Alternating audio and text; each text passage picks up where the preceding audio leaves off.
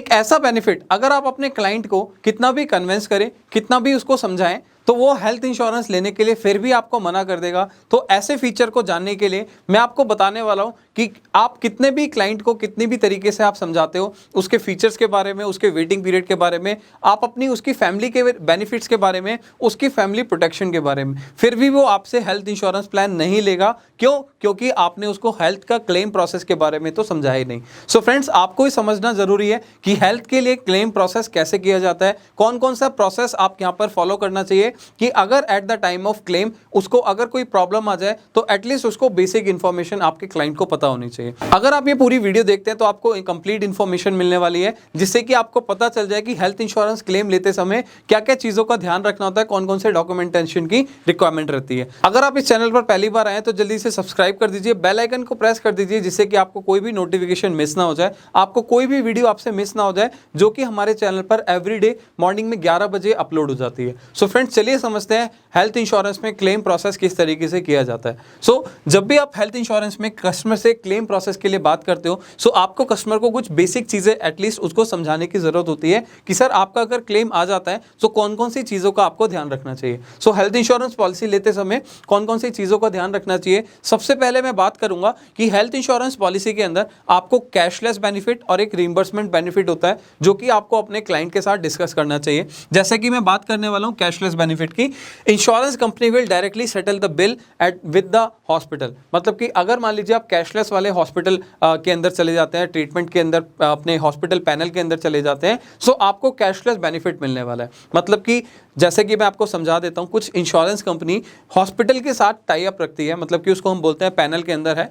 सो यहां पर अगर किसी कंपनी ने इंश्योरेंस कंपनी ने हॉस्पिटल के साथ टाई अप कर लिया है, सो अगर at the time of claim अगर किसी कस्टमर को हॉस्पिटल में जाके ट्रीटमेंट लेना है, सो वो वहां से डायरेक्टली अपना कैशलेस बेनिफिट ले सकता है। मतलब कि कस्टमर को पेमेंट देने की जरूरत नहीं है, अपना जो अपना ट्रीटमेंट का अमाउंट है वो देने की जरूरत नहीं है, कंपनी डायरेक्टली हॉस्पिटल को बिल पे कर देती है। सो यहां पर लिखा है insurance company will pay settle bills with the hospital. So ये है आपका कैशलेस बेनिफिट। इसी तरीके से रिम्बर्समेंट बेनिफिट होता है। रिम्बर्समेंट बेनिफिट के अंदर कुछ कंपनीज या कुछ हॉस्पिटल्स ऐसे होते हैं जहां पर इंश्योरेंस कंपनी के साथ उनका टाई अप नहीं होता, लेकिन आप वहां पर भी अपना ट्रीटमेंट करा सकते हैं। कुछ कंपनीज के अंदर उसका 100% क्लेम मिलता है, कुछ कंपनीज के अंदर वहां पर आपको 90% क्लेम मिलता है। मतलब कि 10% या 20% तक की डिडक्शंस हो जाती हैं अगर आप रिम्बर्समेंट कराने जाते हैं। यहां पर मैं बात करूंगा पॉलिसी होल्डर्स पे the bill which are then reimburse by the insurer. मतलब कि पहले उसको अपनी जेब से, पॉकेट से पे करना होता है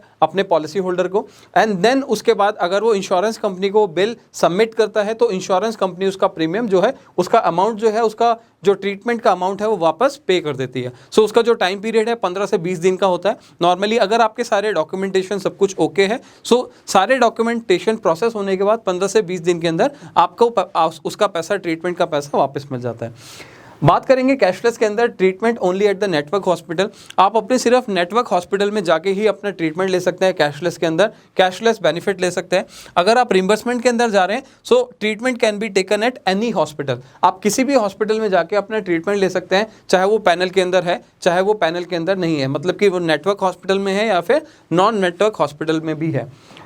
कैशलेस के अंदर आपका claim will be settled and instantly. आपका जो क्लेम है वो इंस्टेंटली सेटल हो जाता है। मान लीजिए आपका डॉक्टर है, वो बोलता है कि आपके 3 दिन 4 दिन हॉस्पिटल में ट्रीटमेंट के बाद आपको छुट्टी मिल जाती है या फिर आपको डिस्चार्ज मिल जाता है। सो आपका जो बिल है वो डायरेक्टली सेटल हो जाता है, इंस्टेंटली सेटल हो जाता है। मतलब कि आपको कुछ भी पे करने की जरूरत नहीं होती। आपका जस्ट वहाँ पर अगर कोई डिडक्शंस है कंज्यूमेबल आइटम्स वगैरह का, सिर्फ वही आपको नॉमिनल सा अमाउंट पे करना होता है और आपका वहाँ से रिलीज हो जाता है, आप वहाँ से छुट्टी मिल जाती है। बट रिम्बर्समेंट के अंदर क्लेम सेटल टेक्स टाइम। मतलब कि आपका जब भी रिम्बर्समेंट का क्लेम आता है, सो उसके अंदर टाइम लगता है। सो मान के चलिए आपका नॉर्मल जो इसके अंदर टाइम ड्यूरेशन है वो 15 से 21 दिन का है, या फिर विद इन 1 मंथ के अंदर आपका क्लेम सेटल होता है आपके सारे डॉक्यूमेंटेशन प्रोसेस होने के बाद, राइट। सो ये है हमारा कैशलेस वर्सेस रिम्बर्समेंट क्लेम। मतलब कि हमें जानने की जरूरत थी कि जब भी हम क्लेम प्रोसेस कराते हैं तो कौन कौन से 2 तरीके हैं जिससे कि हम क्लेम को प्रोसेस करा सकें, जैसे कि कैशलेस और रिम्बर्समेंट। दूसरी हम बात करेंगे कि जब भी हम हॉस्पिटल में एडमिट होते हैं किसी भी बीमारी के लिए, सो हमें इंटीमेट करना होता है, कंपनी को इन्फॉर्म करना होता है विद इन 24 आवर्स। मतलब कि आप मान के चलिए कोई कस्टमर है जो कि हॉस्पिटल में ट्रीटमेंट के लिए एडमिट हो गया, तो उसको 24 घंटे के अंदर अंदर कंपनी को इन्फॉर्म करना है कुछ डिटेल्स के साथ। तो क्लेम के लिए कुछ डिटेल्स चाहिए होती है, जैसे कि पॉलिसी होल्डर का नाम, कि किसके नाम से पॉलिसी है, पॉलिसी नंबर, उसका पॉलिसी नंबर क्या है, पॉलिसी का ड्यूरेशन कि पॉलिसी कब स्टार्ट हुई थी, कब पॉलिसी आपकी एक्सपायर होने वाली है, पेशेंट का नेम। अब हो सकता है कि पॉलिसी होल्डर कोई और है, मतलब कि फैमिली में मान लीजिए 4 पर्सन है पॉलिसी के अंदर, बट यहाँ पर पेशेंट नेम फैमिली मेंबर भी हो सकता है या फिर जिसके नाम से पॉलिसी है वो भी हो सकता है। सो यहाँ पर इसीलिए आपको पेशेंट नेम अलग से एक मेंशन करना होता है। साथ में आपको हॉस्पिटल का नाम और उसका एड्रेस मेंशन करना होता है कि आपका जो हॉस्पिटल है वो कौन से हॉस्पिटल में आप एडमिट हुए हैं जो ट्रीटमेंट के लिए, साथ में आप कौन से हॉस्पिटल में एडमिट हुए हैं उसका एड्रेस भी देना होता है।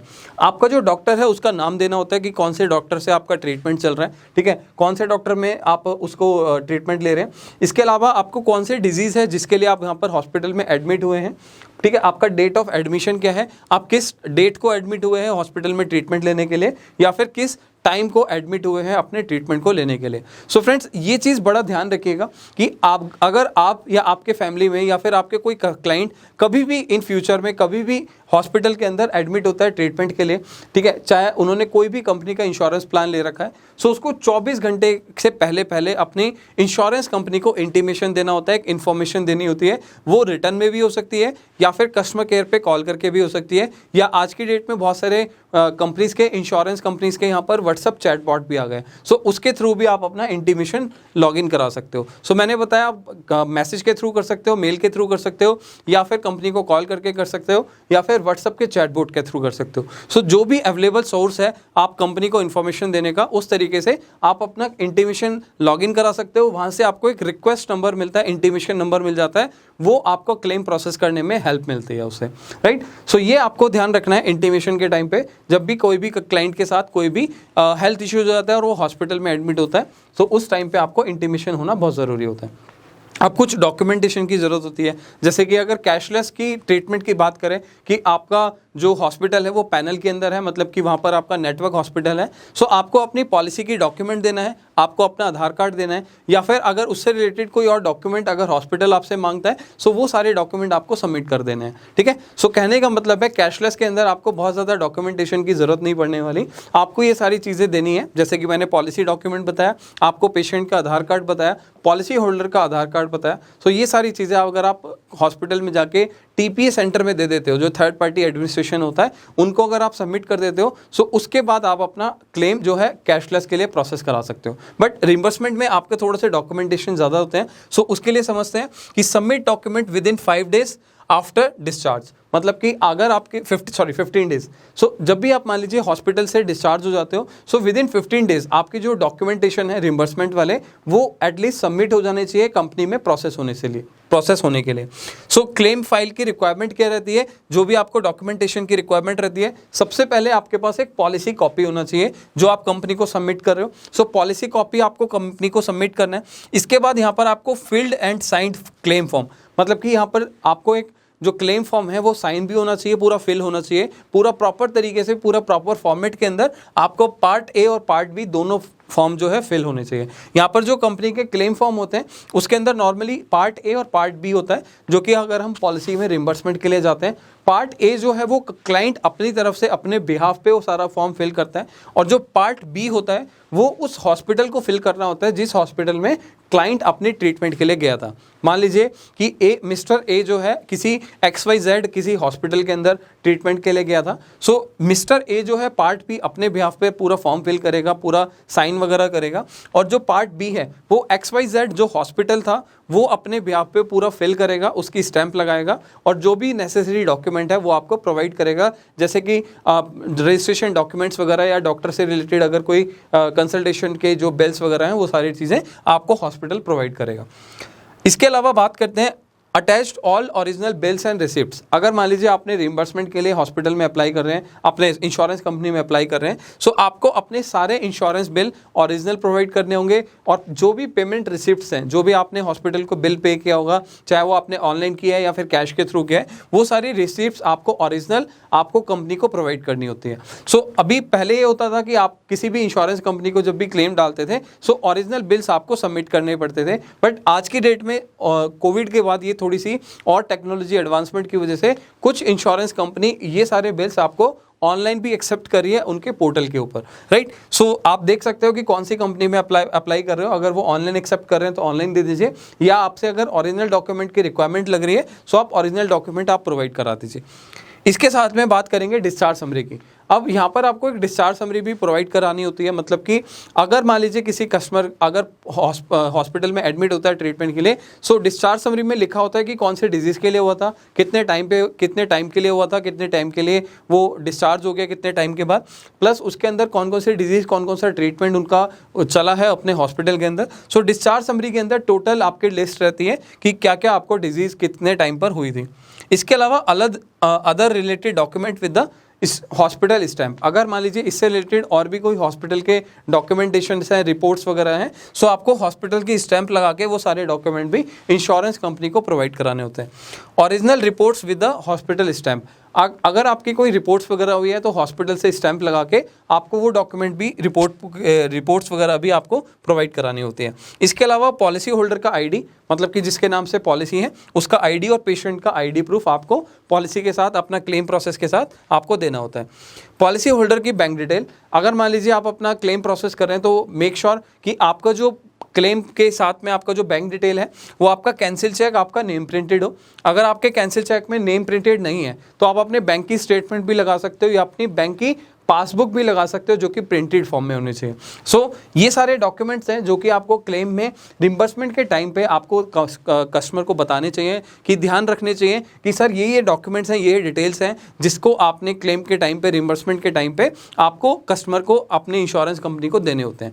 और ये जैसा कि मैंने आपको बताया कि इंश्योरेंस क्लेम आपको 15 से 21 दिनों के अंदर आपको प्रोसेस हो जाता है। अगर आपके सारे डॉक्यूमेंटेशन डिटेल सब कुछ ठीक है, सो 15 से 21 दिनों के अंदर आपका जो क्लेम है कस्टमर के अकाउंट में डायरेक्टली पहुंच जाता है। उसके लिए आपको बहुत ज़्यादा हेडेक लेने की ज़रूरत नहीं है। सो फ्रेंड्स, ये जो दो तरीके थे अगर आपने अच्छे से समझ लिया, सो ये थोड़ा सा आपने कस्टमर को समझाना है at the time of policy, जब आप उसको सेल करने जा रहे हो, उसको समझाने जा रहे हो। सो कस्टमर के माइंड में होगा कि कस्टमर के माइंड में होगा कि भाई मेरे एडवाइज़र ने मेरे को एटलीस्ट ये भी बताया कि जब क्लेम आता है तो उसके लिए क्या क्या चीज़ों का ध्यान रखना होता है, राइट। सो इसके अलावा मैं बात करूंगा फ्रेंड्स, हमारे चैनल पर इस तरीके से बहुत सारी वैल्यूएबल कंटेंट डलता रहता है कि अगली जो हमारे वीडियोस हैं उसके अंदर मैं बताने वाला हूं कि क्रॉस सेलिंग कैसे करके आप अपने बिजनेस को डबल कर सकते हो। इवन हमारे चैनल के ऊपर लाइफ इंश्योरेंस से रिलेटेड भी आप टॉपिक डलने वाले हैं। इसके अलावा मैं बताने वाला हूं कि आप अगर क्लाइंट ढूंढना चाहते हो, अपने लिए इंश्योरेंस करना चाहते हो, प्रॉस्पेक्टिंग करना चाहते हो, ऑब्जेक्शन हैंडलिंग आपको आती है कि अगर आपको कोई क्लाइंट कहता है कि मेरे पास पैसे नहीं है और उससे रिलेटेड आपको आंसर उसको देना है, सो ये सारे टॉपिक के ऊपर भी मैं कंटेंट डालने वाला हूँ इस चैनल के ऊपर। सो फ्रेंड्स, अगर आपने इस चैनल को अभी तक सब्सक्राइब नहीं करा तो जल्दी से सब्सक्राइब कर दीजिए, बेल आइकन को प्रेस कर दीजिए जिससे कि आपको कंप्लीट इन्फॉर्मेशन मिल जाए, आपको पता चल जाए कि मैं किस तरीके से अपना इंश्योरेंस एडवाइजरी बिजनेस ग्रो कर सकता हूं इस चैनल के अंदर वीडियोस को देखकर। सो फ्रेंड्स, अगर आपने अभी तक इंश्योरेंस एडवाइजरी बिजनेस के बारे में डिटेल नहीं ली, सो नीचे जाके डिस्क्रिप्शन पे ऊपर मेरी टीम का नंबर ले सकते हो, उनसे बात कर सकते हो, या आई बटन के ऊपर जाकर आप वीडियो देख सकते हो कि किस तरीके से आप इंश्योरेंस एडवाइजरी बिजनेस करके महीने का 50 से 60 हज़ार रुपये ईजिली अर्न कर सकते हो, कौन कौन से डॉक्यूमेंट्स की रिक्वायरमेंट पड़ती है, और आप जीरो इन्वेस्टमेंट के साथ अपना इंश्योरेंस एडवाइजरी बिजनेस शुरू कर सकते हो और यहाँ पर उसका बेनिफिट ले सकते हो। फ्रेंड्स, अगर आपको वीडियो अच्छी लगी तो जल्दी से लाइक कर दीजिए, बहुत सारे लोगों को ये वीडियो शेयर कीजिए जिनसे उनको पता चल जाए कि कैशलेस क्लेम और रिम्बर्समेंट क्लेम के अंदर क्या डिफरेंस होता है और हम उसके लिए कौन कौन से डॉक्यूमेंट्स कितने टाइम के अंदर अपने क्लेम को वापस ले सकते हैं कंपनी से। तो आपने क्या करना है, इस वीडियो को जल्दी से बहुत सारे लोगों को अपने व्हाट्सएप ग्रुप में, फेसबुक ग्रुप में, सभी जगह शेयर कर देना है जिससे कि उनको कंप्लीट इन्फॉर्मेशन मिल जाए। सो फ्रेंड्स, इसी तरीके से अब हम मिलेंगे नेक्स्ट वीडियो में। Till the time, thank you so much.